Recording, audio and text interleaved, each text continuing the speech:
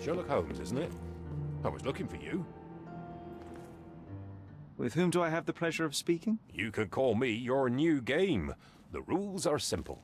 I have something for you, but you alone must work out what that is. And that something is my prize, I suppose? You're a fast learner, sir.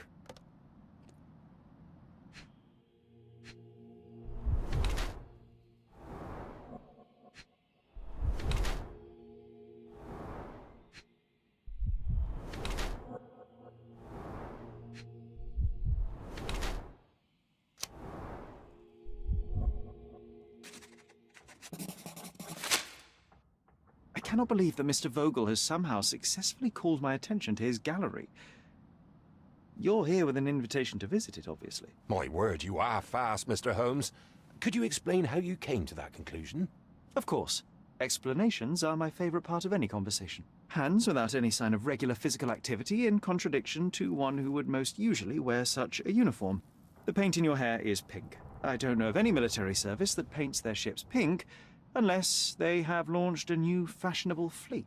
A sailor with the soul of an artist? I would suggest rather a gallery employee disguised as a sailor to mislead me. How many artists on the island know where I live and of my passion for deduction? Werner Vogel is clearly at the top of the list. And you've been attempting to conceal something square-shaped within your pocket. An invitation, I suppose.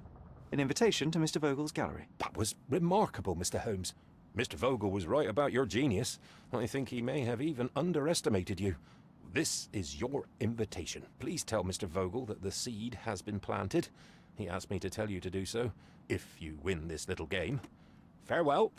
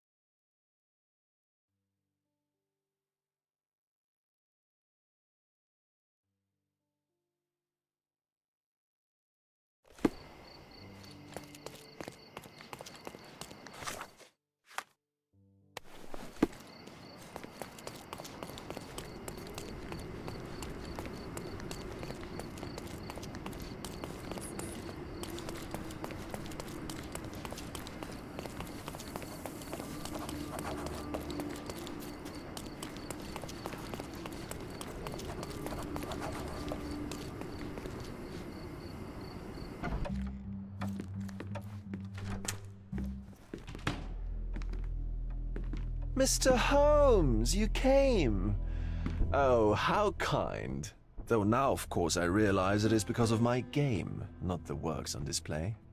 It needn't be one or the other. Your man's disguise was easily debunked, Mr. Vogel, but I shall admit that you planted in me the seed of curiosity. Ah, terrific! I had no doubt you'd put the pieces together. Let us call it an opening gambit before the real game begins. So, this little game of yours, what's it about? An enigma to solve. A locked area in the basement with no windows found brutally vandalized. I have no clue how it was possible. And this locked area downstairs, what exactly was it? The under gallery. It's always shut, and I'm the only one with the key. Ah, so this is your private collection, not part of the gallery. Oh, no! It's an exclusive exhibition of eccentric pieces. Only a select cadre of artists, investors, and collectors are admitted. Not everyone deserves to have their eyes opened. What about this intrusion? What happened? Last night, I was about to leave the gallery when I heard a noise downstairs. I went to the basement, but I didn't see anything out of the ordinary. It was admittedly a rudimentary inspection. It is not uncommon to get rats down there, so seeing nothing of note, I left and locked up the building. When I returned this morning, alas, I discovered that part of the exhibition had been torched, and there was no sign of the intruder. The mystery being, of course, that all the doors to the gallery were locked exactly as I left them. And the door to the basement is the only entrance? Correct. Tell me you're not intrigued. Well, this matter is certainly within my wheelhouse. This intrusion troubles me. Please take a look around if you're willing. The under gallery is through the door at the end. I will see what I see.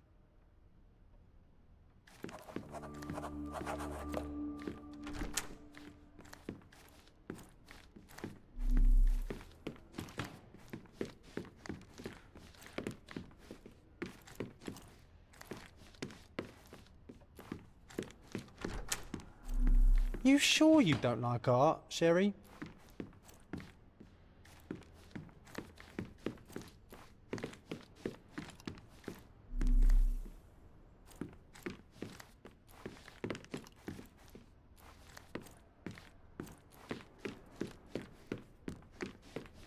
Back home, we've got a taxidermist.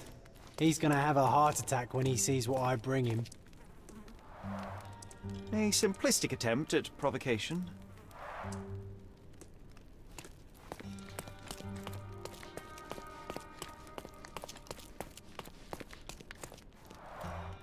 Saturn devouring his son. Oh, grim composition. Unflinching in its ferocity, yet somehow beautiful. The parasites of creativity. Or just a reflection of the artist's recreational interests.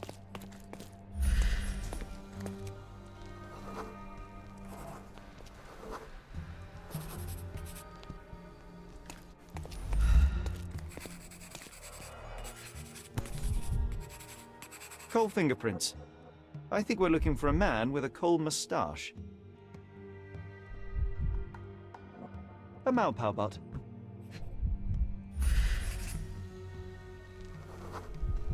Ugh, sheer vandalism. Only an ignorant person could do such a thing.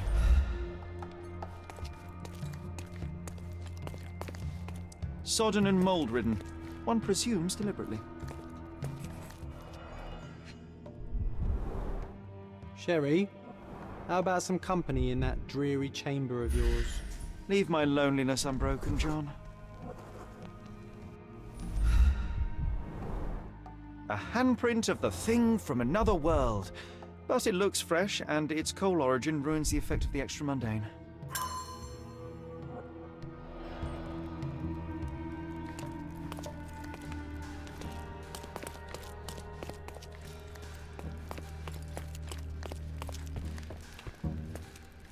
A true artist never shows an unfinished piece.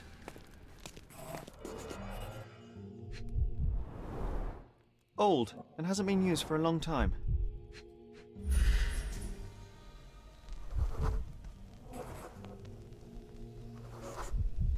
The left step's length is shorter than the right. It indicates that the walker was lame. Closed with a metal bolt.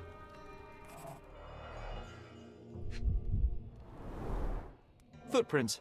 Size 9.5.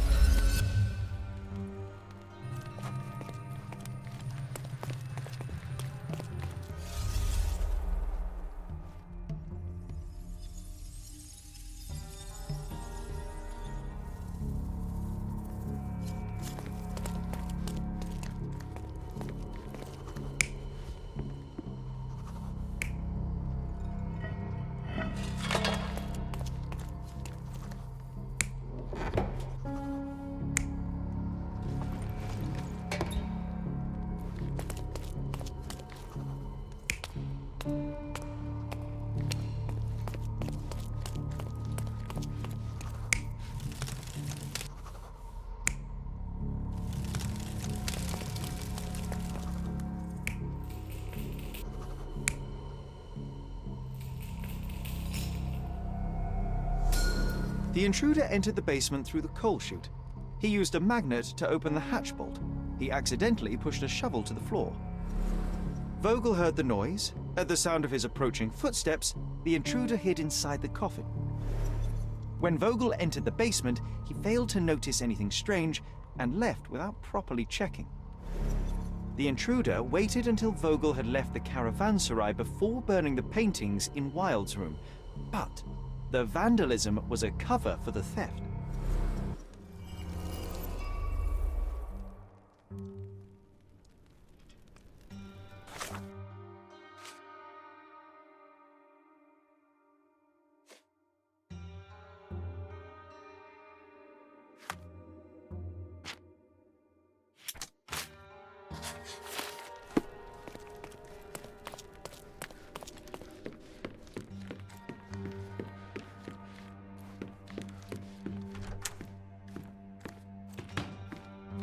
pieces are not what I expected. What do you think my collection is about? Dozens of priceless works amassed simply for the sake of it and presented without care. It's not about the art, it's about excess, yes? I don't know. Well, that's absurd. Of course you know. It's your gallery. There is no one answer, no singular truth, but many filtered through the subjective mind. That forgetting, embellishing, lying machine. Besides, what's wrong with a lie if it makes life more interesting? What's wrong with a lie? It corrupts the ability of others to behave freely and rationally. Men never act freely and rationally anyway. It matters not what is or isn't in the end. The only important thing is how you feel. And I simply want to feel and consume as much as I can. Don't you? Feelings are simply one's animal ancestry trying to wrest back control of the brain. I try to avoid the distraction. You try not to feel, even in a place like this? None of it moves you? To be frank, I struggle to maintain even a whit of interest in art. But Mr. Holmes, it is joy incarnate, mankind's greatest achievement. Mankind's highest achievement above all others is objective and rational thought. I see then why you dislike art, for it means whatever you want it to. Or perhaps, Mr. Vogel, I was lying. Aha. Mr. Vogel, I have confirmed that the intruder was an average-sized, flexible Malpal smoker with a limp. As it happens, the vandalism was a cover. The true intent was to steal a painting without your knowledge. The fact is, one of the pieces from the Wild Room is not in the wreckage. What? That is extraordinary. The intruder entered the basement through the coal chute. He used a magnet to open the latch and dislodged the shovel while doing so. That's the noise you heard yesterday. When you went downstairs to investigate, he hid in the coffin. It seems I should have checked the space more thoroughly. This thief was familiar with the gallery and he was sporting a limp. Do any of your clients or artists come to mind? My, your attention to detail is remarkable, Mr. Holmes. I should introduce you to Bosch's works. Alas, I'm afraid I cannot suggest a culprit. The fire was a clever attempt to hide a stolen painting, even if it didn't fool me. I found the remnants of an empty frame in the pile of ashes. The canvas had been removed. Do you know which paintings in the Wild Room may have interested a thief? Were any particularly expensive? Those pieces belong to a well-known artist named Boniface Mercurio. They're controversial, but not of a notably high value. There's something more, is there not? I can see it in your eyes. Indeed. There is another intriguing angle. I recently received an anonymous offer for one of Mercurio's works. The sum was more than fair, and indeed could have saved Mercurio from his artistic poverty. But he declined it. Was it a performative whim? Some artists lionize pain and hardship as if their work would be worse after a meal and a hot bath. I cannot tell. But not only did he refuse the deal, he insisted on displaying the painting in the public space. I was hoping to change his mind, but artists are a special breed of stubborn. What was depicted in the piece? A bound woman, wrapped in robes, being penetrated by a red devil that stared at us, the viewer. The beast had numerous tails growing from his back, and a large crowd gathered around the pair, silently watching the orgiastic scene. Okay, well, given the nature of the other works on display, it's hard to see why that one stood out. What could possibly be its value? The evaluation of art is very subjective, Mr. Holmes. After all, art is everything. A poem, a bruise, the beads of sweat on your beloved skin. Even a masterfully solved crime. I'm not sure I see the connection. Regardless, the painting was one of a series called The Sabbath Night in Cordona. The works depict sex, violence, and other controversial acts that life, for better or worse, contains. Ah, I see. I'm not sure that you do, but that can wait for another time. So where can I find Boniface Mercurio? I know he lives somewhere in Old City, but couldn't be more specific. He's a prominent figure, so finding him shouldn't be a problem. Well, I believe I have enough to begin. Thank you, Mr. Vogel. Your gallery certainly has unexpected depths. I'm delighted to have been able to please a friend. In return, I expect you to come back with good news. Or at least with a good story.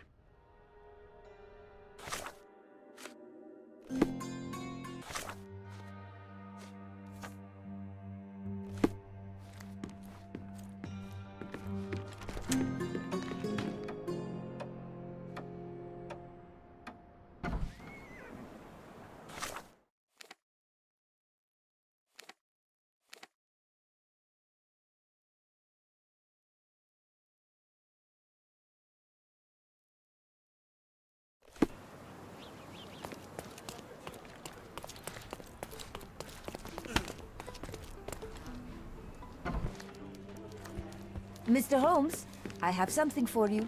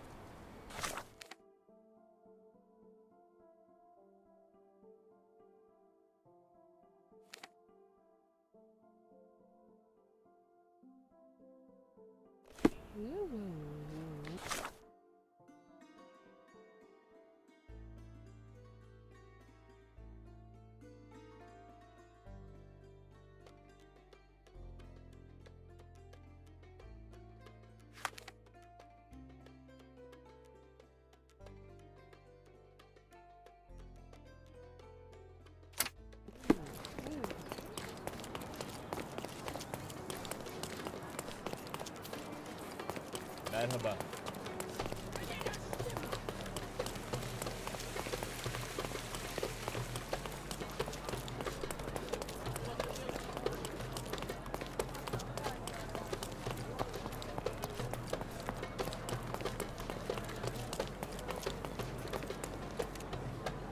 Excuse me, young man. Where do you think you're going? Greetings, Mom. I'm looking for the... I don't care who you're looking for. You shall not pass. No visitors allowed. I wish to buy a painting from Mr. Boniface Mercurio. Is he at home? Dearie, tell me, because old age has made me blind. Did someone write Information Bureau on my forehead? Because I'm not here to answer your questions. Entry is for residents only. If you aren't a resident, please leave, or I shall report you to the police.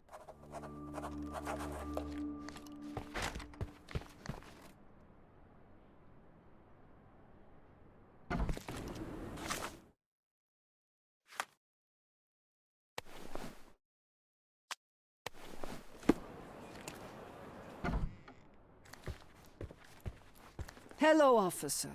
How can I help you? Greetings. I'm investigating the theft of a painting by Mr. Boniface Mercurio.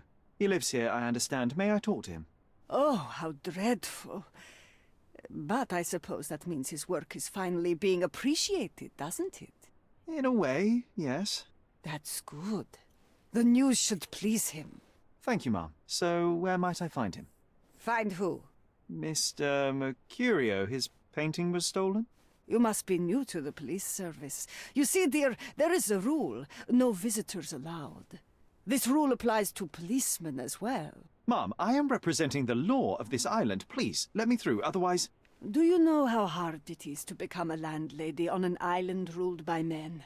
And if you think that I'm just an old woman whom you can frighten with your uniform, you're very mistaken.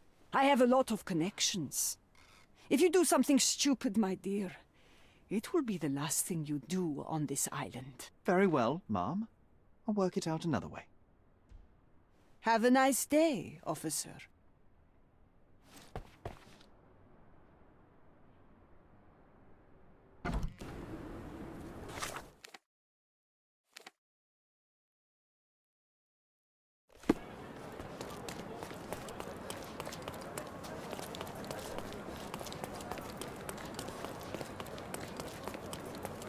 Don't miss out on the best. Don't miss. carpets on Let's the pick island. something that suits you.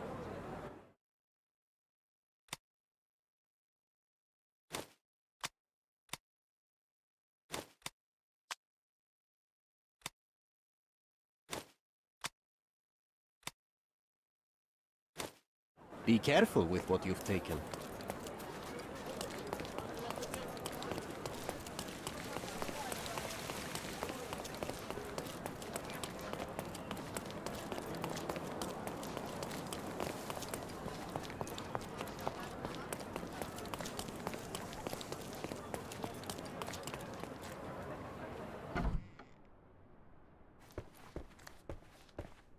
Boniface, sweetie.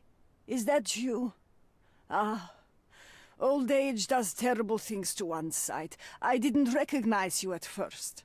How are you, Mum? I'm ashamed to admit that I've lost my key. Do you have a spare? For heaven's sake! How many times will you lose that key of yours? Of course I have a spare. You artists all live in your own little world. Please, accept my thanks. I would rather accept your rent. You promised to pay me several weeks ago, and I'm still waiting. I will pay you, I promise, very soon. You'd better do, my dear. Or else I'll just change the lock. And I won't fall for those cow eyes.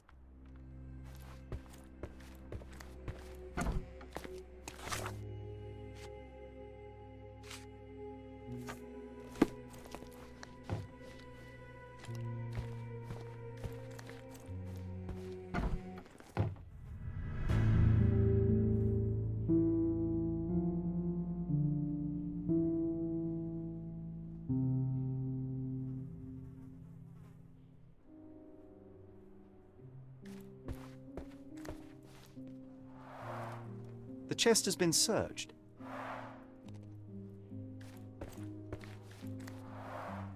Red skin, tails on the back, reminds me of Werder's description of the stolen painting.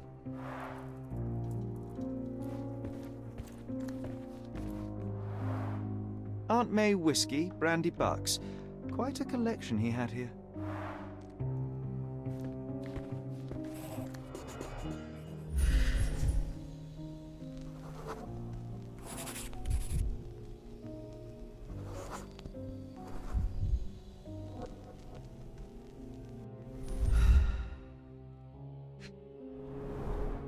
It appears the wine was truly awful. I wonder where he got that fancy camera. Despite the overall tendency towards mess, you cannot sit with the drawer pulled out like this. Someone left it after searching.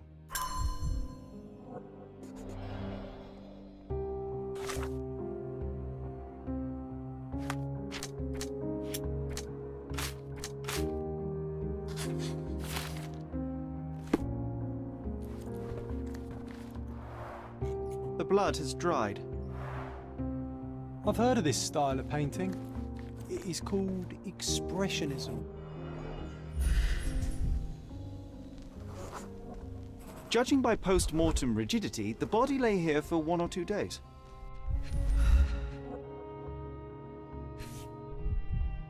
A normal kitchen knife. Could be the murder weapon.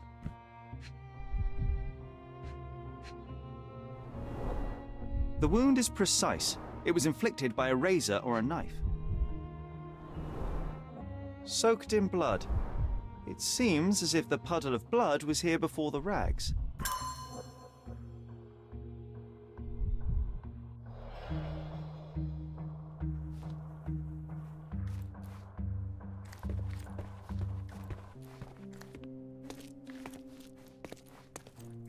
The photograph was not pulled out in time.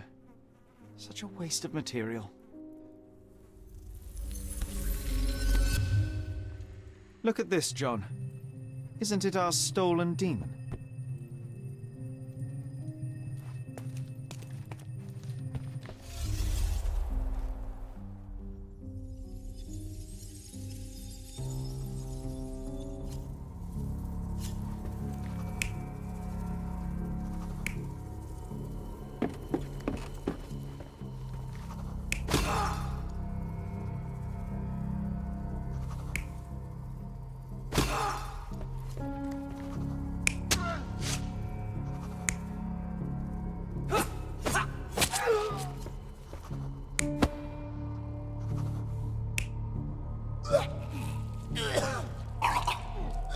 Mercurio was developing photographs when the intruder snuck in. Mercurio heard him coming. While the thief was searching the chest, the painter ran towards him with a bottle in his hand. He smashed it across the thief's head. The intruder had no choice but to defend himself, and the weapon of opportunity happened to be a kitchen knife. Mercurio stepped aside to grab the painting, but the wine-blinded thief attacked Mercurio's throat. When the thief came to his senses, he saw Mercurio bleeding on the floor. He grabbed the rags and tried to bandage him, but it was too late. Why did Mercurio attempt to snatch the painting in the middle of a fight? To strike the intruder? Not with his painting, it was too important to him.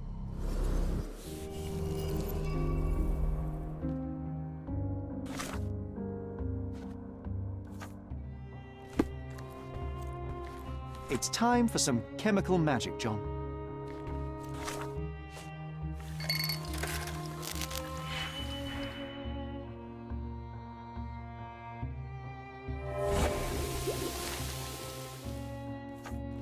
That doesn't look like the painting we need, Sherry. As expect, I guess this is his most ordinary painting. Spot the two differences, John?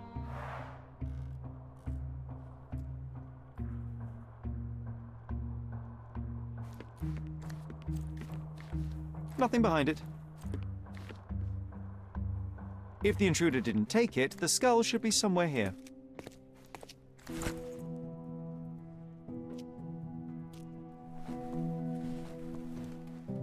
Monster was actually a man.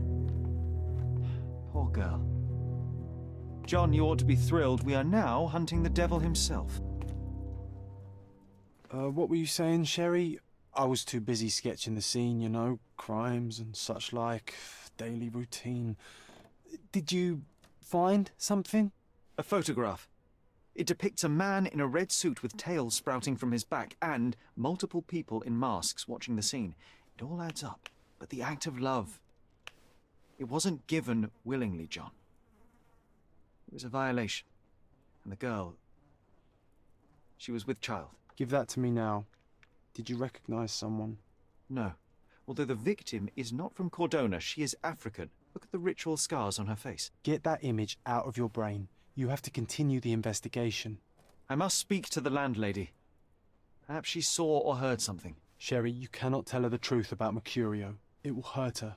John, that's illogical. Sooner or later, she will come here and discover a corpse, and I still need to talk to her. Just avoid mentioning corpse, all right? Stick to the character, tell her to call the police. I'll take that into account. And wait here. I've redrawn the people in the photograph. Now you can proceed with your investigation without those horrific details.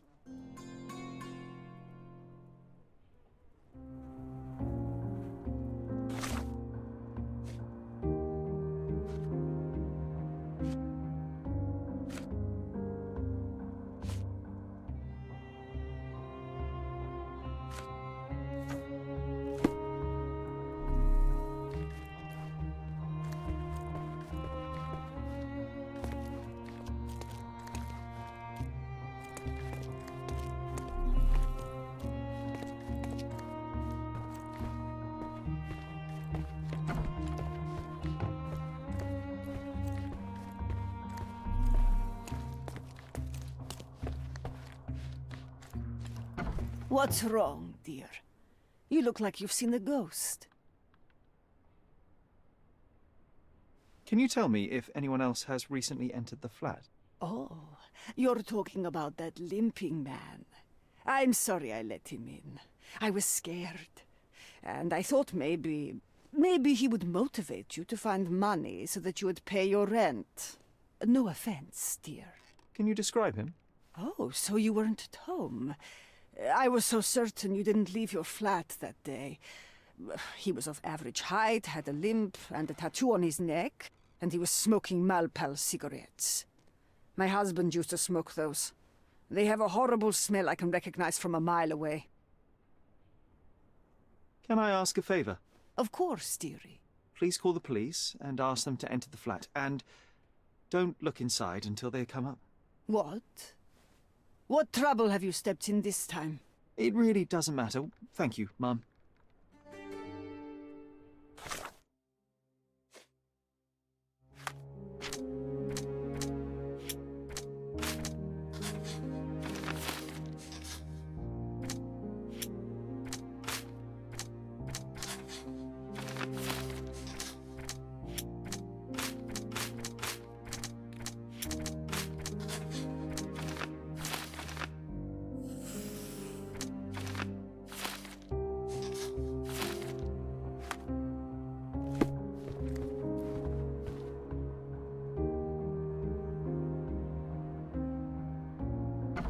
Phew, Sherry, that was close.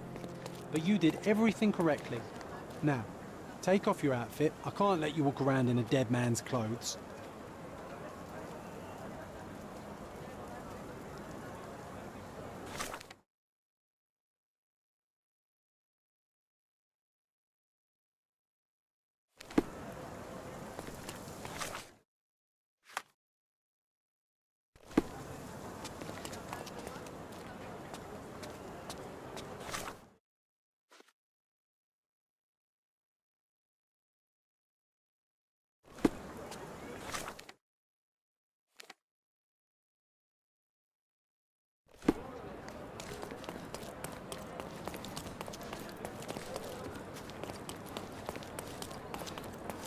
Nice of all. Let's pick some.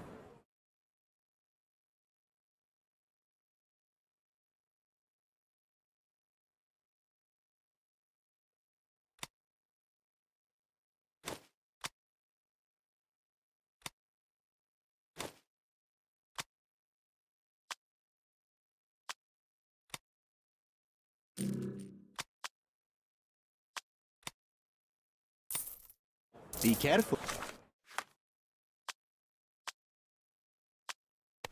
with what you've taken.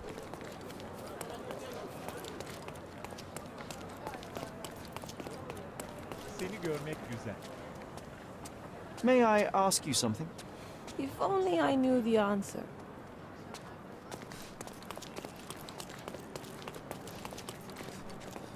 Could you help me? I'm small, but I know big things.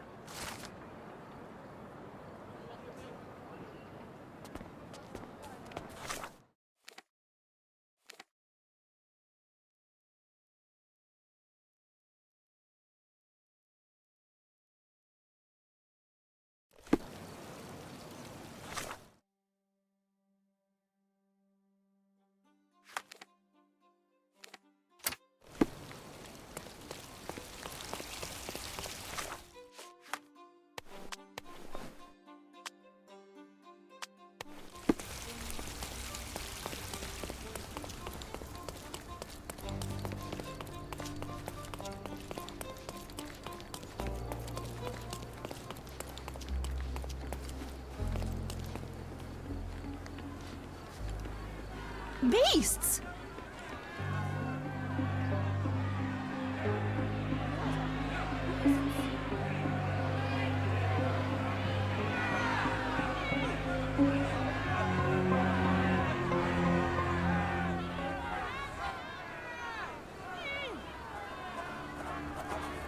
Murderers! They're completely livid. First they come to our land, then they... Sir, this place is off limits to the public. Please state your business or leave, or I shall request that the police escort you out. My name is Sherlock Holmes. I'm a private investigator. I'm looking for a witness for a case. A private investigator? Really? Even so, you're not authorized. I can't let you in. And you are? I'm Ronald Harlow, here to handle the refugee situation on behalf of City Hall. I'm the acting supervisor here, so I have full authority here to ask you to leave, or I shall order the police to detain you for trying to pass the blockade. Please, step back.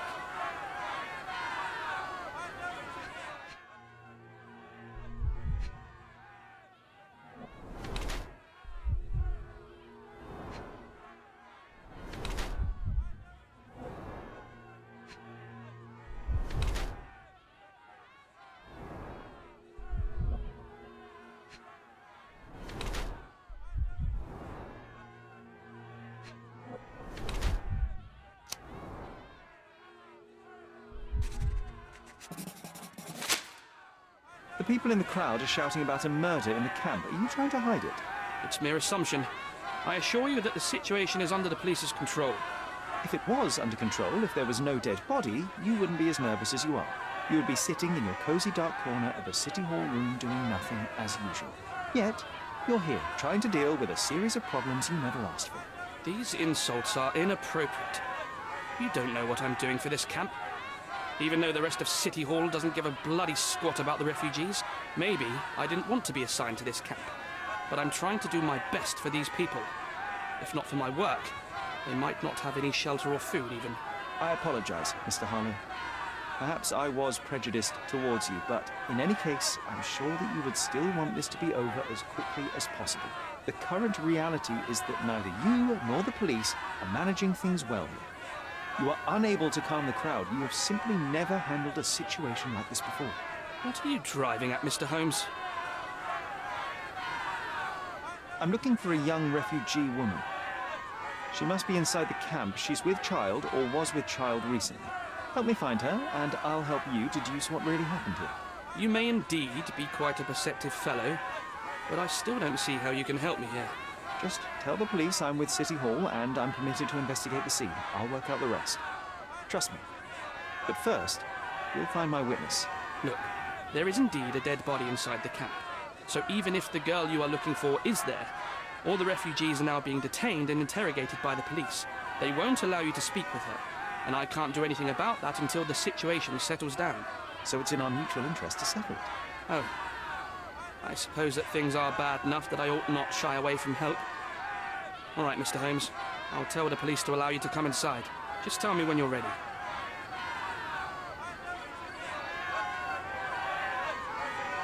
Mr. Harlow, how did the refugees end up here exactly? Oh, so you're not from around here yourself? I've been away for some time, but I read the papers. Yes, this whole story has been in the papers for almost a year now. They were smuggled to Cordona on a ship from Africa. Smuggled? Then why didn't you deport them? The smugglers managed to sneak them to shore and hide them inside an abandoned warehouse. When the police raided the warehouse and found the refugees there, the ship was already gone.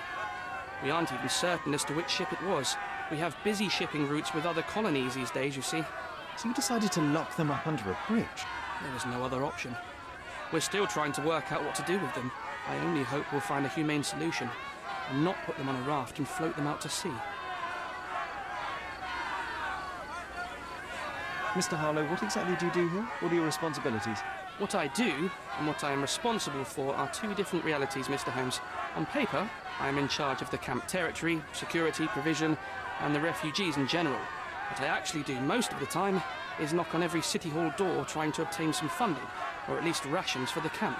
The police here on City Hall's behalf too? They are, minus those who came here after the body was found. The governor won't let the refugees disperse into the island, so there's a significant police presence guarding the camp. Naturally, they answer directly to the police. I have some influence here, but I'm not their direct authority. I'm ready to take a look at the scene. All right. Go inside the camp and find Inspector Tewkesbury. He's the officer investigating the scene. Tell him I sent you. Say you're an independent expert from City Hall. He'll fill in the details for you. I'll find my way with words. Thank you, Mr. Harlow.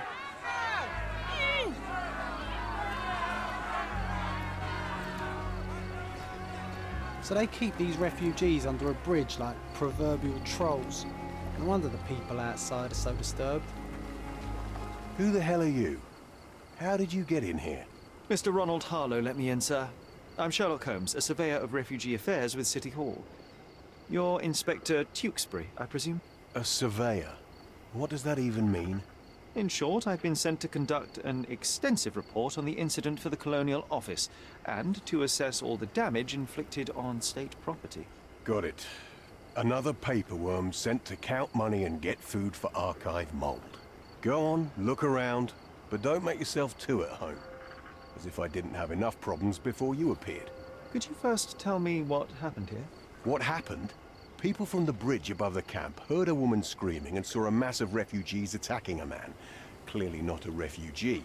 When the camp guards came by, the man was floating in the sewage canal with a knife in his chest. Bam. A murder. Big news for Cordona. I'm sure. Thank you, Inspector. And none of the refugees were harmed? One fellow was cut. He's lying over there near their kitchen. He's in a bad way. You mentioned a woman screaming who attracted the bypassers on the bridge. Was she harmed? No, she's all right, but perhaps the whole debacle started because of her. She started wailing and the refugees stood up for the girl. And where is this young woman now? Back there in the shacks, same as the rest of the refugees. She's been questioned by my men, but she's just some refugee girl. Can't understand much English. Did you learn anything about the dead man? The fellow looks like a thug. I've had dozens like him fished out of the sea over the past 20 years. Ever since these refugees arrived, there have been people on Cordona with bad blood in them. My best bet is that this thug had something against them too. And no clue as to his identity? He had some items on his body, but nothing to indicate who he was or where he was from. I think I should catalogue his possessions in my records. Go on. They're on the table near the body. Do you have any suspects yet? You're joking, right? I've got a whole camp full of suspects. And if you ask me, this bloke had it coming. Better bury him and forget about the whole thing. And now there's a crowd gathered at the camp, and my superiors say we must thoroughly interrogate the refugees. At least those who can understand any English. Do you believe that your superiors wish to get rid of the refugees? I think that both our superiors would rather keep the story quiet. Since that's an unaffordable luxury now, they're looking how to protect their public image. That's why I have to waste my time waiting for my people to turn every stone and befriend every refugee.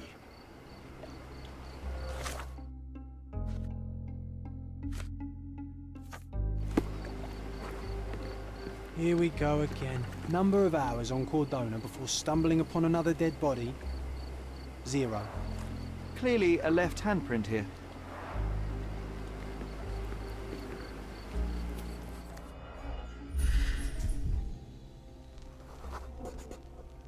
A blood trail leading to a furrow in the ground.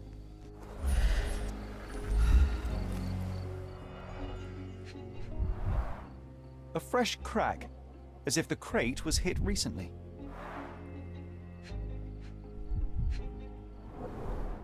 Someone bled profusely here.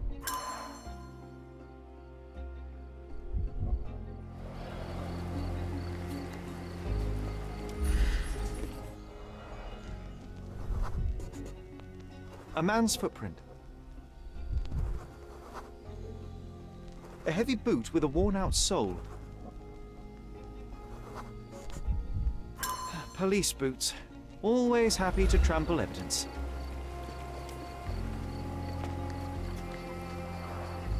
Oh, carnelian agate beads, a traditional African adornment.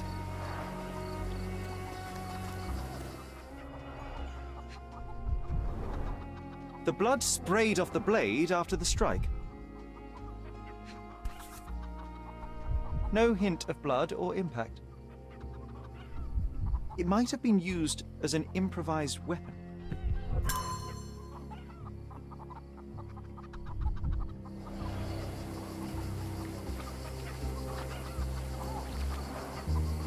Someone was dragged against their will.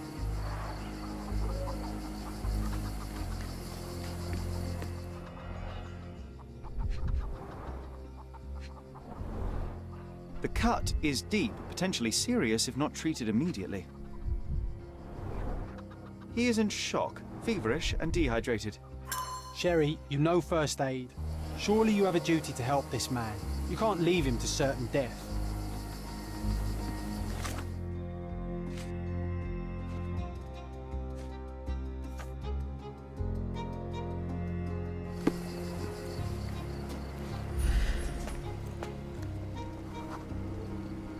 Just washed. Better than nothing to bandage the wound.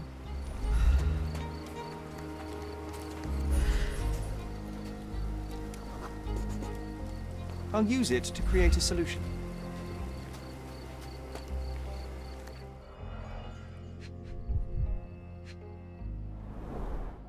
A simple leather sheath. Perfect for a dirk. Malpal, soaked with salt water. £1,000. A fair sum, especially considering British currency isn't very common in Cordona.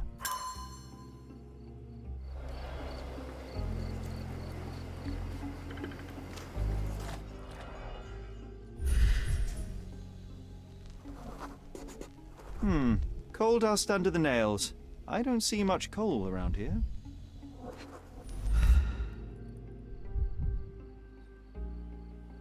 A steel dirk. Sharp. A common accessory among sailors and soldiers. I'd say the blade penetrated upward, however the wound is too messy to be certain. An interesting tattoo. Does it mean something?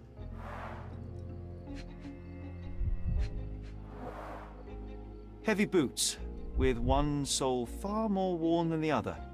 This man was limping John. A violent death. This man, limping. Coal dust. I think we're onto something here, John. You know what? I'd like to understand. What? How did our dead man end up inside the camp in the first place? I can use this to stop the infection from spreading.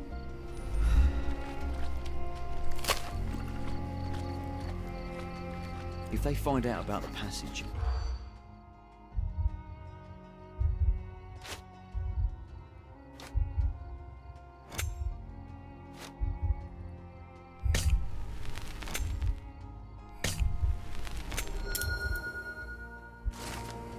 Nobody will know anything if you keep your bloody mouth shut. The coppers smell...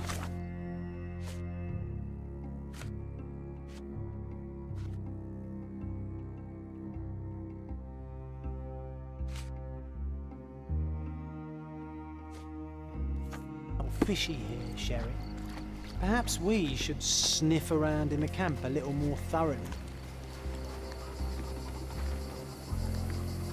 Do you know anything about this? A solid question, sir, but I don't have the answer.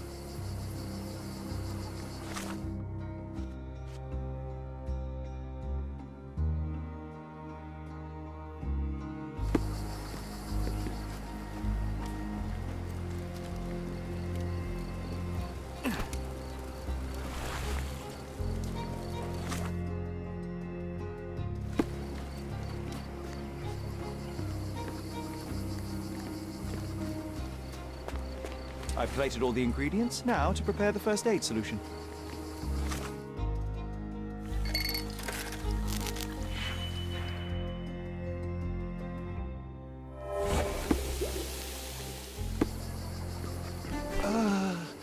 Thank you. This should make you feel better, my friend. Now remain lying down and drink as much water as you can. Well done, Sherry. At least he won't die from the infection.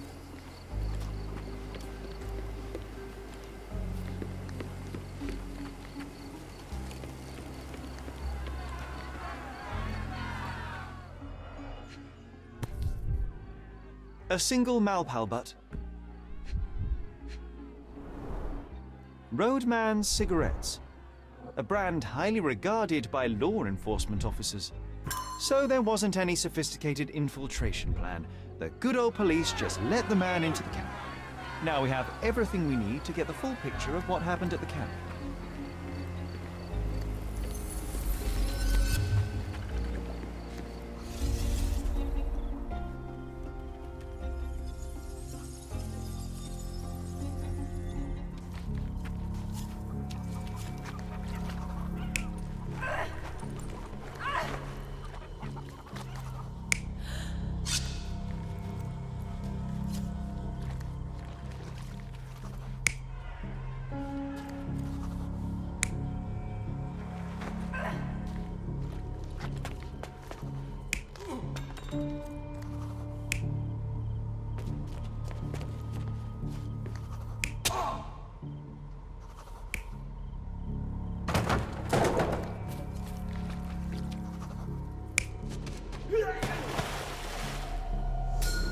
So, we have a thug who came to take a refugee woman with him. She resisted, but he dragged her by force.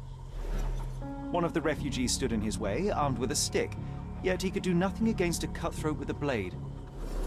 The man didn't anticipate that the other refugees would intervene and stand against him. In the confusion, the woman managed to break free. The thug took fright and fled. He was stopped by the falling crates. He stumbled and fell, piercing his chest with his own blade. However, the wound didn't cause instant death. He managed to stand, but still bleeding, he lost his balance on the bridge and fell. Before all of this, the man had freely entered the camp through the main entrance. The police admitted him after they had a short smoke together. You live by the sword, you die by the sword. In our man's case, it's the same sword.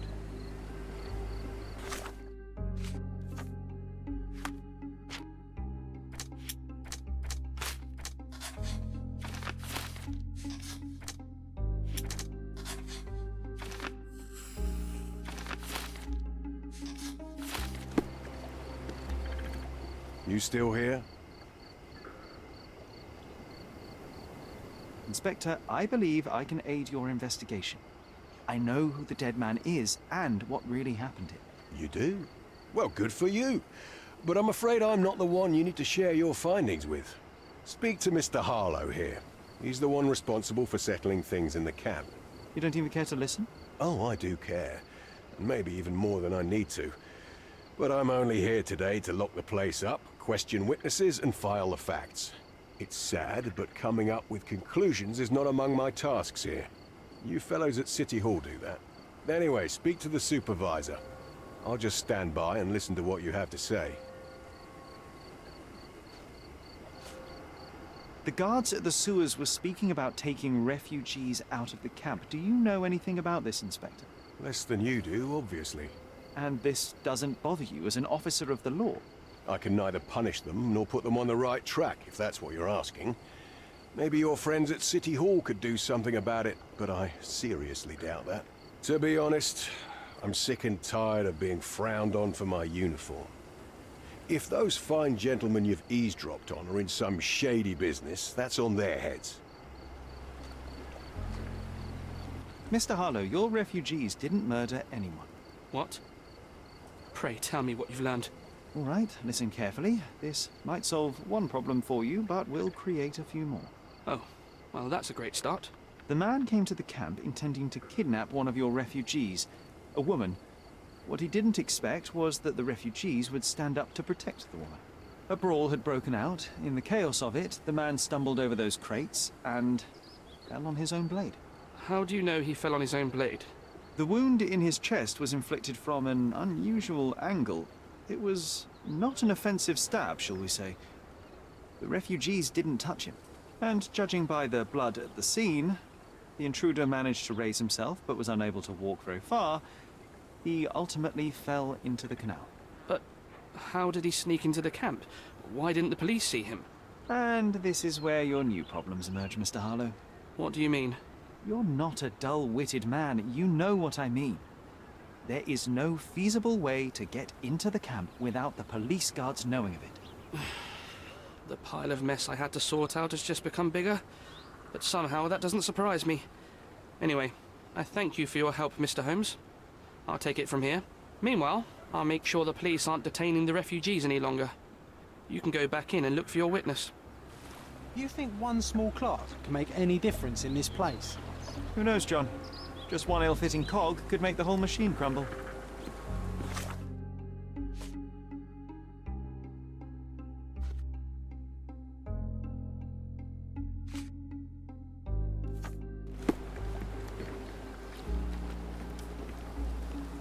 Help me, please. They often take us from the camp to work. Most don't mind, though. It's the only way to get a glimpse of freedom. So there's a smuggling ring in the camp. This wasn't the first time that someone freely entered the camp to take a refugee out. At least it was certainly his last time. My gut tells me that we'll learn more about this ring when we find out where the thug came from. You're the one who tended to our man's wounds. I thank you greatly. The police didn't allow us to help him. The police will leave you alone now. I've proven to them that the man who came into the camp died due to his own foolishness. Thank you for standing up for us. But nobody would help us without a reason. You're here because you want something. Yes, I do. I need to speak with the girl drawn here. The dead man came for her too.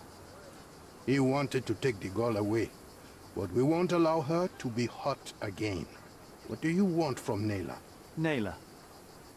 She was hurt some time ago. I'm here to find the people who did this and bring them to justice. And to find them, I need Neila's help. Will you let me speak to her? Justice. There's no justice on this land. But you helped us, so maybe your words are not empty. You can speak to Neila, if she wants it. But I will be watching you. Hello, Neila?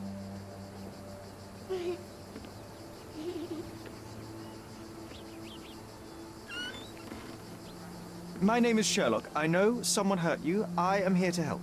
I'm trying to find the people involved and bring them to justice. Please. There is a photograph, and I'm sorry, it is terrible, but I simply must ask. Where did this happen? What can you tell me about these people? Christ, Sherlock. Neila, I'm sorry. I'm not very good at this. You come here for me, but you are rude and cruel and condescending. A cross. The man had this cross. Now go away. Leave us be. I do not need another white man's help.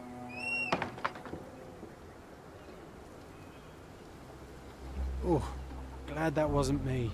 Not my best work, John, by a long shot. Neila doesn't want us meddling. I'm starting to wonder what this all achieves. But she helped you anyway. Now we know that maniac's face and the cross he wore, we can still catch him.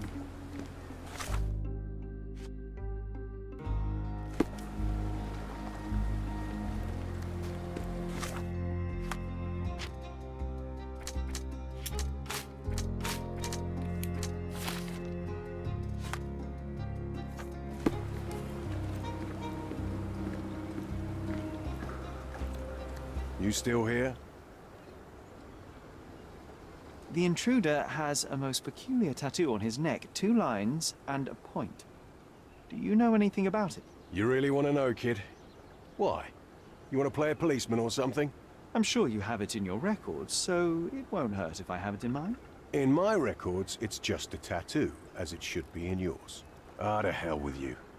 Suit yourself as to what you're going to do with it. Off the record, though, such tattoos are often connected to a man named Mr. Niccolo Bernadotti. Bernadotti, you say? A respectable businessman in Scaladio. His company imports goods and wines, and smuggles everything that can be smuggled between the colonies and the mainland. His people can be identified by an obscure tattoo, just like the one over there our friend has. But these are all merely rumors, you see. If Mr. Bernadotti was a criminal, he'd be in prison now. Or hanged, right?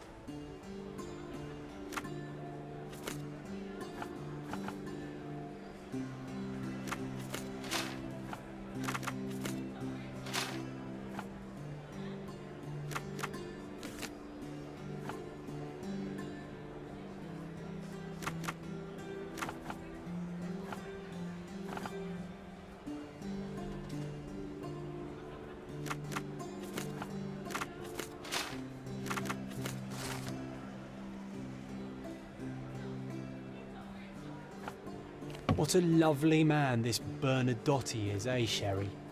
Can't wait until we get to meet him.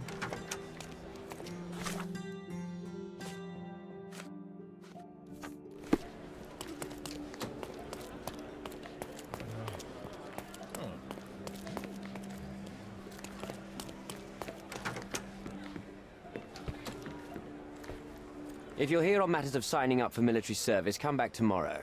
Our department needs to straighten out some business.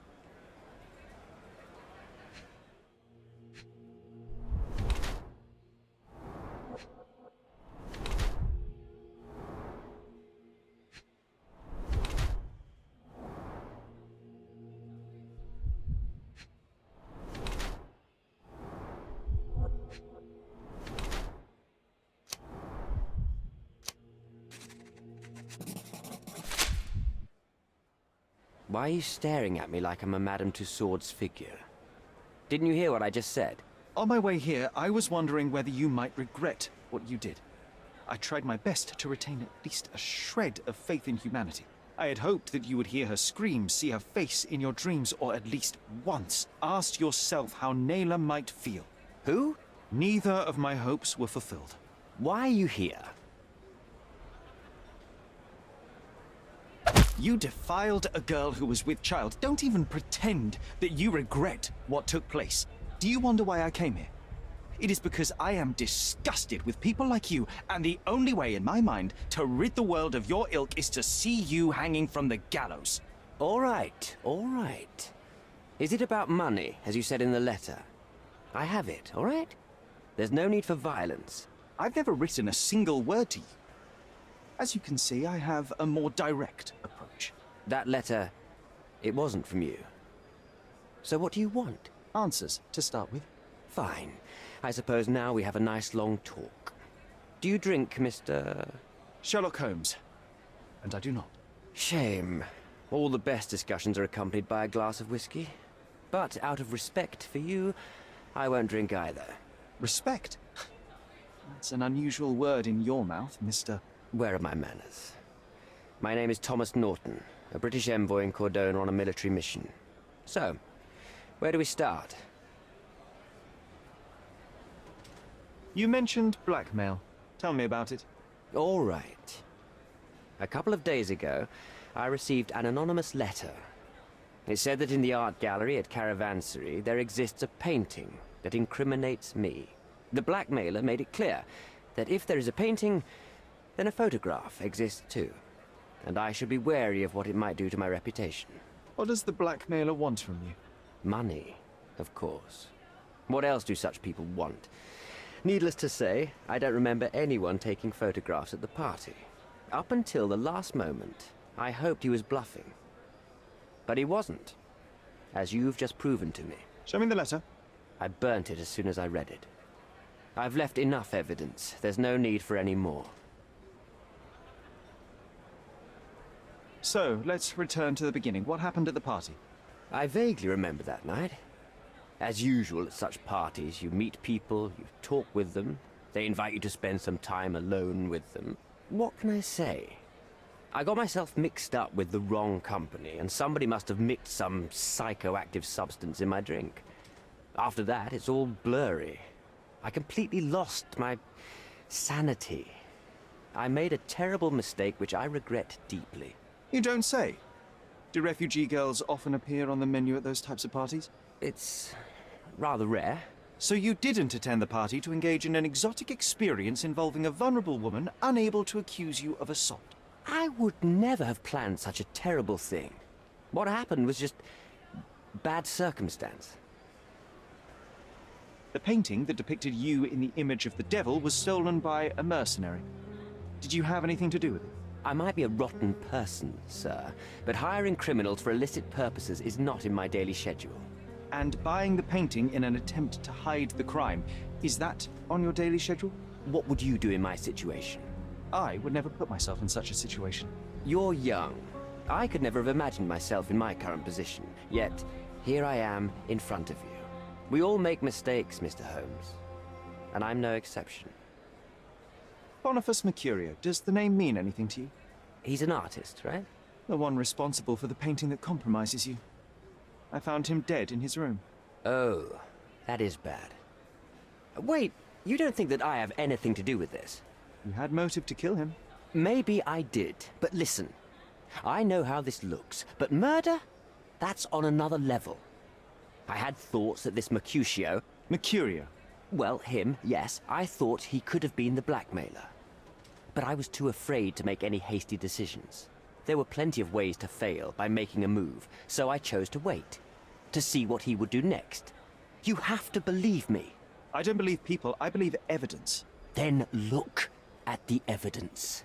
Mr. Holmes, I've built my entire career on hard work and uncompromising dedication to the Crown. I made a mistake, but I'm not a villain from some cheap adventure fiction.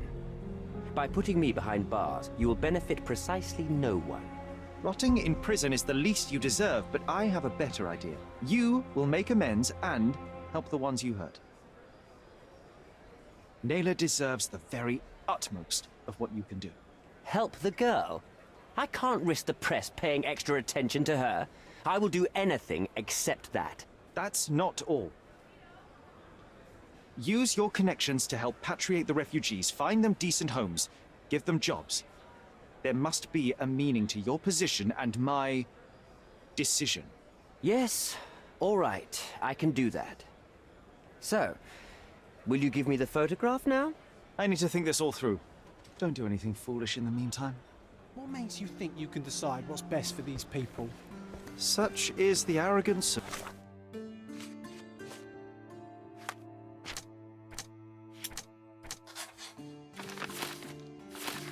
British imperialism. I take your point.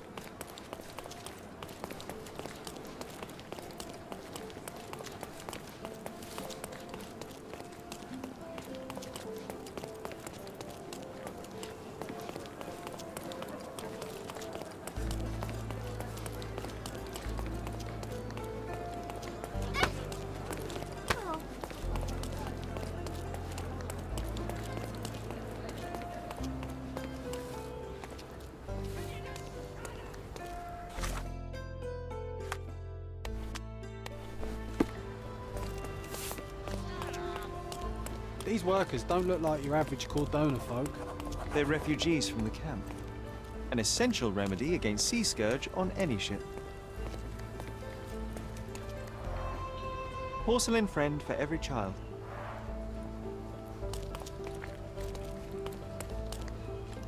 This earthenware came a long way from the Staffordshire potteries. Shipped from Cape Town. The wine route... That's our way in, Sherry. Bernadotti doesn't miss an opportunity to occupy every niche in the market. May I help you, officer? I must speak to Mr. Bernadotti. There's been trouble at the refugee camp. He will want to learn the details. The camp, you say? Aye, sir. You can go in. Sherry, that was almost too bright an idea Silver to and enter a treasure, bandit mate. layer. Sherry, Loads of look! pirate gold buried This somewhere seems around. familiar. Just waiting to be found. An amazing piece of culture. I imagine many But collectors and maybe there museums is. would be interested I in just having need to it. crack the bloody riddle.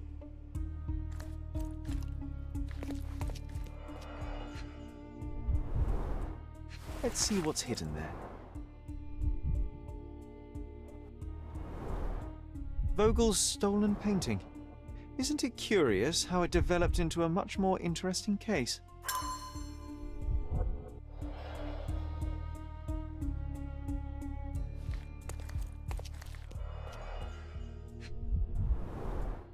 Masks, traditional for the Chokwe people of Central Africa. A Dogon statue from West Africa. A century old at least. VH Grindley Flow Blue tableware. This is what lies behind the facade of Bernadotti Company Limited.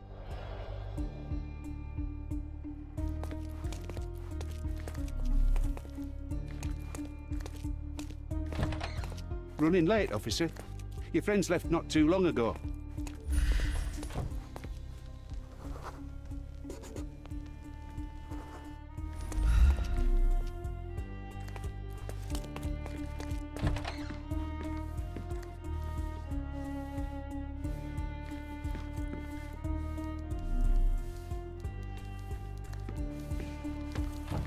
The Bernadotti Company Limited trade network reaches the most distant colonies of the Great Empire. It must be very convenient for a man like Bernadotti. I suppose it's Mr. Bernadotti with our fine governor.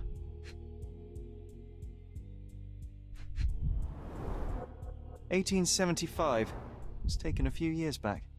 John, how many people in Cordona have a photograph with the governor, do you think?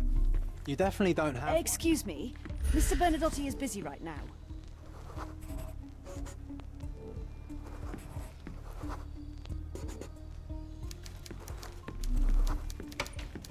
I don't know who you are, but someone will be punished for letting you in. First, let's talk.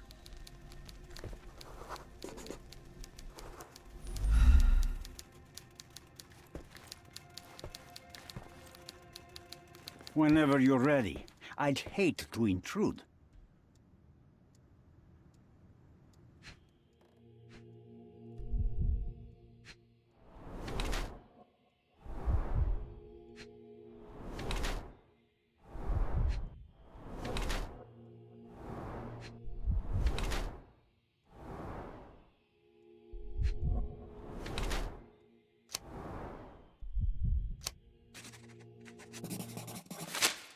Bad news. The thug you sent to the refugee camp only succeeded in stabbing himself. His next and final journey will be to the morgue. Hold your horses. Who the hell are you? Sherlock Holmes. And you are Niccolo Bernadotti, a smuggler, kidnapper, and notorious cutthroat, among other things. Few men would dare waltz into my office and address me like that. You are either overconfident or unintelligent. This is private property. Give me one reason why I should not shoot you on the spot. I am sure my friends at the station would call it self-defense. Mr. Bernadotti, do you know the name Boniface Mercurio? I do not. Mercurio was a local artist. Recently, a man broke into his apartment, ransacked the place, and killed him. The thief was looking for something. You are testing my patience, boy. In a moment, the connection will reveal itself. As I said, your man was found dead in the refugee camp. He was there to kidnap a woman, but the other refugees intervened to try and save her. The ensuing scuffle resulted in the man's accidental suicide. He sported the same tattoo as your men in this building. In fact, it also bears a resemblance to the one on your neck. Care to explain what business your man had with this woman? You have no idea what you are talking about. I can assure you this was no kidnapping. The refugees in the camp are on edge. What happened there is a tragic accident, one I am not responsible for. For what reason was your man there if not to abduct her? Why would I answer? You are yet to justify your presence in the slightest. I was hired, privately, to investigate the recent theft of a painting from an art gallery. My investigation led me to a man from your organization and, thus, to you, Mr. Bernadotti. That is quite a stretch. Why would I need to steal a painting when I could buy anyone I wanted? Interestingly enough, I spotted the stolen painting in your storeroom. I buy and sell a lot of things, Mr. Holmes. Unfortunately, if this is true, it is not the first time I have been sold stolen merchandise. I presume you were hired by the owner of the gallery. Tell them to contact me, and we'll sort out the situation. So, this painting is why you broke into my office. So many words, so little action. When you barged into my office, Mr. Holmes, I got the impression you wanted to talk business. Now I see you had come just to talk. Tell me exactly what you want, or get out. It was necessary groundwork for what comes next. I have enough evidence to conclude that the gallery thief, the artist's killer, and the dead man in the camp are all the same person. Your time is almost up, Mr. Holmes. Before you draw your gun, there is one final detail I am yet to mention. The young woman your man was tasked to collect from the refugee camp had been defiled at a perverse masquerade party. That violation was captured in a photograph by Boniface Mercurio and used as a reference for his painting. The photo shows the attacker's face. Finally. That's why you're here, Mr. Holmes. You have the photograph. It is what your man was after when he broke into Mercurio's apartment, and it is what you're after too, isn't it, Mr. Bernadotti? You have the photograph with you. How much do you want for it? I am not naive enough to carry it with me, but I am yet to decide what I shall do with it. I know the man in the photo is a British envoy. What interest do you have in his downfall? I must admit, I am rather impressed by how comprehensively you have pursued this matter. And so, you deserve the honest answer. My business dealings are often arduous in their bureaucracy. A man in his position, willing to look the other way, could ease my work significantly. In return, I will make sure no one looks his way either. A favor for a favor. Also known as blackmail, the modus operandi of any true professional. It was not originally my idea. Mercurio set things in motion, extorting the Envoy for the most trivial of ends. Money. In response, the Envoy hired my man to retrieve the painting and the photograph, eliminating Mercurio's leverage. I only learned the whole story after the artist was killed in his home. And rather than extricate yourself, instead you took over Mercurio's venture. It fell into my lap. As a businessman, I simply seized the opportunity. Now, how much do you want for the image? I could not help but appreciate the collection of smuggled artifacts in your storeroom. You have rather diversified your business. Oh, high and mighty of you, Mr. Holmes. Not all smuggling is immoral. I pay generous rates to developing cultures and spread their culture to eager buyers. And furthermore, I supply many immigrants with a taste of home. A very convenient way of thinking. I have traveled wildly, Mr. Holmes. I've seen people in far-flung lands for whom my services are a lifeline. Without them, they would starve. The tax on cargo is often so absurd that it would be more profitable to simply sink your ship than dock it in the harbor. And trust me, I am speaking from experience. Why did you send your man to remove the woman from the camp? Without a photograph, her testimony was the next best thing. Securing her was in everyone's interest. Victims and witnesses all too often disappear. I thought the girl was safer with us. I did not anticipate what would happen at the camp. I saw refugees from the camp at your warehouse. They work for you. I have made certain arrangements with City Hall and the police. Thanks to me, refugees can work and be paid. It's a pathway to freedom. And how much do you save by capitalizing on their cheap labor? I have heard no complaints. They seem happy just to get out of that slum. Why should I give you the photograph? Just name your price. What if my price were not money? You claim to have connections, Mr. Bernadotti. Perhaps you could improve conditions for the refugees. Give them a chance for a better life. Ha! I do have connections, Mr. Holmes, but help the whole camp? You are asking too much. I could, however, make arrangements for one person. The woman who was violated will have her own home outside the camp, solely for her and her child. She will no longer be a refugee, but a princess. That I can guarantee. Is that really possible? It will be neither fast nor easy, but I can do it. She deserves it, don't you agree? And as for her abuser, he will serve me, as much as he deserves. So in your plan, everybody will be given their due. Especially you, Mr. Bernadotti. Seems like a fair deal, no? I doubt anyone could offer you better. Simply give me the photograph, and the world becomes a better place. I give you my word.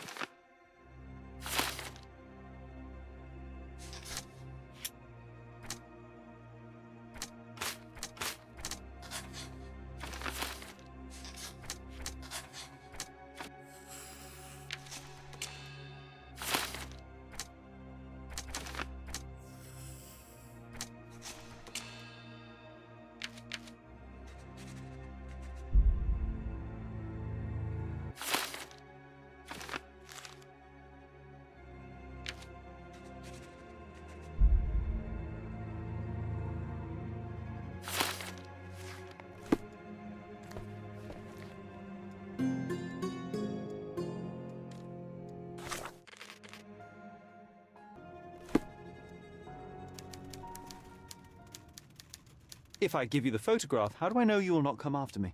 Mr. Holmes, you are not a threat. The local authorities owe me favors. For all your confidence, you cannot actually harm me. Besides, I like you, and your approach to business. We are not dissimilar. Pragmatists to a fault. Indeed, I cannot ignore the just outcomes in what you have proposed. All right, take the photograph. You are a hard man to read, Mr. Holmes.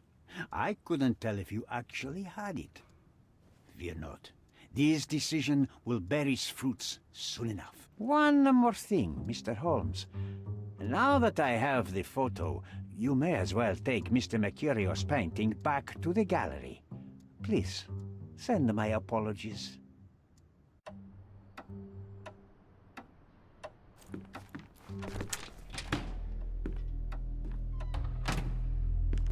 Mr. Holmes, you've returned. Have you uncovered anything new about the theft?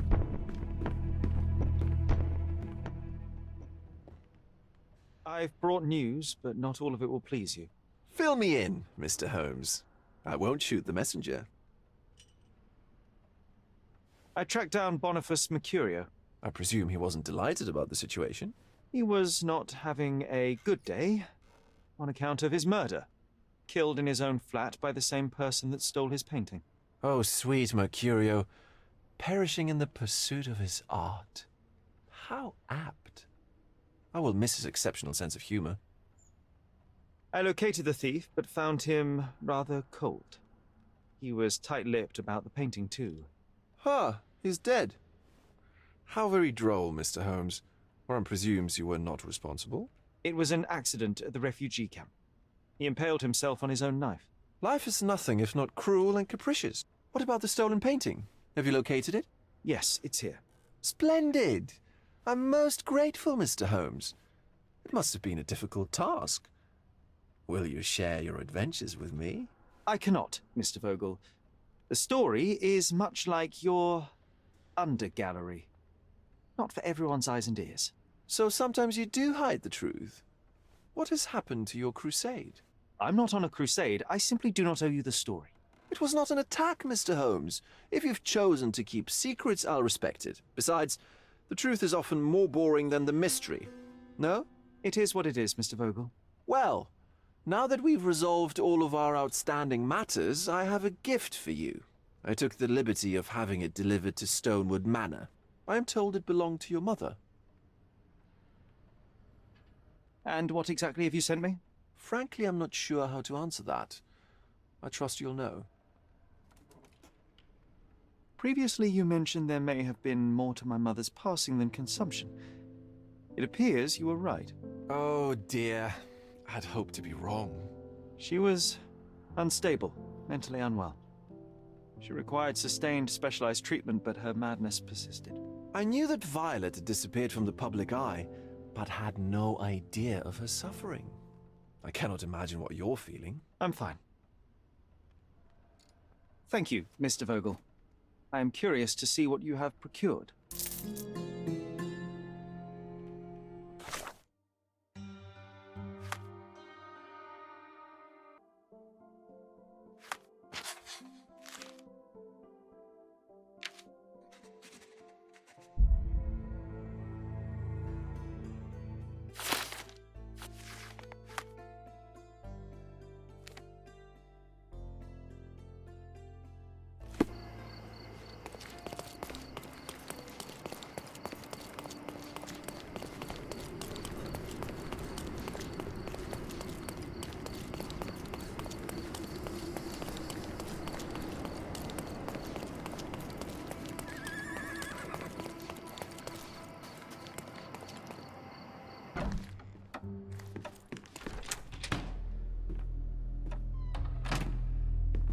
Mr. Holmes, you've returned.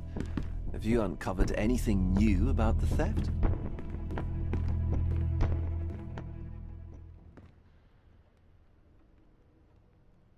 I've brought news, but not all of it will please you.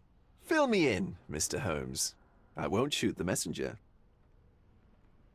I tracked down Boniface Mercurio. I presume he wasn't delighted about the situation. He was not having a good day on account of his murder. Killed in his own flat by the same person that stole his painting.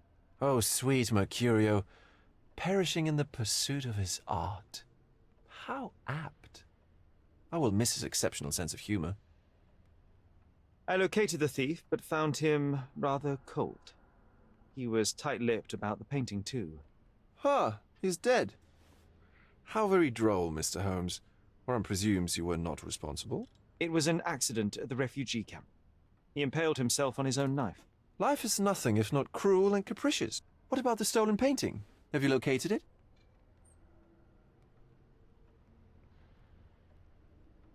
I found the painting, but I could not retrieve it. Well then, where is it? In Bernadotti's office. Bernadotti? That shady businessman? Why would he steal it from me? I'm afraid you'll have to ask him yourself. I take it you found something more then. I found the source of Mercurio's artistic inspiration. A photograph. What troubled me was that the sexual act captured was non-consensual. She was violated? Dear God, how despicable. Her abuser was in fact the British envoy. Mercurio took a picture of him committing the atrocity and then used it as artistic inspiration. I had no idea a mere break-in would eventually expose such barbarity. Mr. Vogel, I want you to make everything public, including the photograph. I'm sure you have a connection at the Cordona Chronicle. Ah, Mr. Holmes. Loyal to your own truth till the end. Yes, I'm acquainted with the staff of the Chronicle.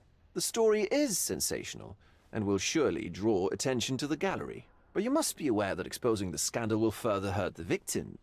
Does that not bother you? No matter what one does, the truth tends to come out, as well it should. I won't be the one to stand in its way. Though it's only your subjective truth being exposed. Not that I'm judging. It's perfectly reasonable for everyone to have their own views. When you called me, you knew exactly what you would get. Oh, but I'm not like you, Mr. Holmes. I cannot be sure of anything. Regardless, I must thank you, for art's sake. Well, now that we've resolved all of our outstanding matters, I have a gift for you. I took the liberty of having it delivered to Stonewood Manor. I am told it belonged to your mother. Previously you mentioned... Thank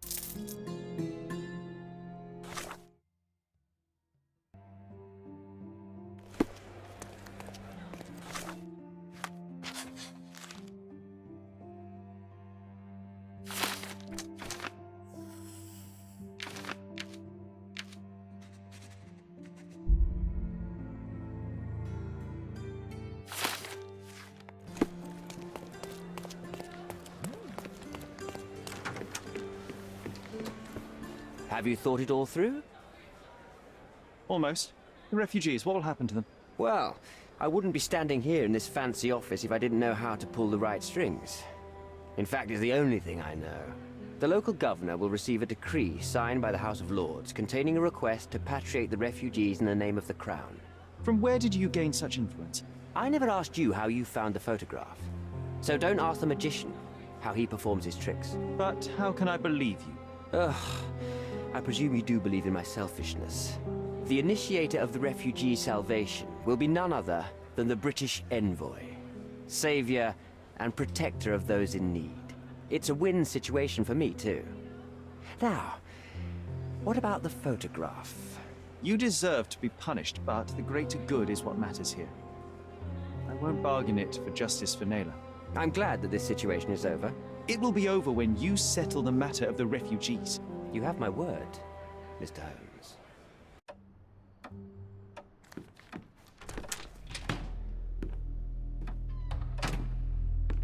Mr. Holmes, you've returned. Have you uncovered anything new about the theft?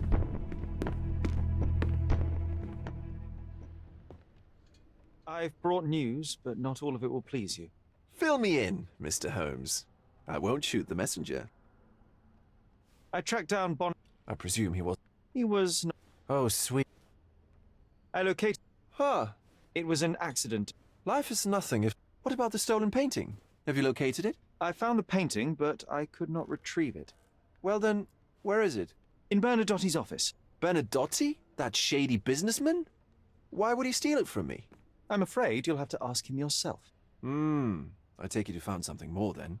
What happened to your crusade of truth? Was it not that important, after all? No truth will satisfy you, Mr. Vogel. It was not an attack, Mr. Holmes. If you've chosen not to tell me, I respect your intention. But it is just rather boring, isn't it? It is what it is. Well, now that we've resolved all of our outstanding matters, I have a gift for you. I took the liberty of having it delivered to Stonewood Manor. I am told it belonged to your mother. Thank you, Mr. Vogel. I am curious.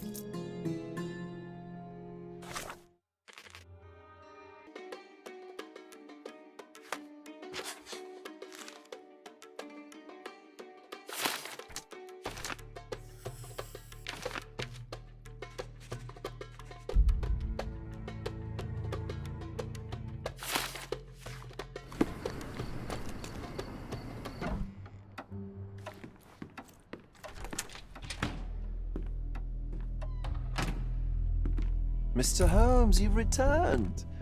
Have you uncovered anything new about the theft?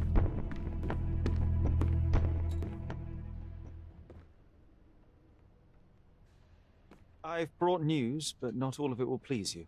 Fill me in, Mr. Holmes. I won't shoot the messenger. I tracked... Oh... I look... Huh. It was an... Life is... What about the stolen painting? Have you located it?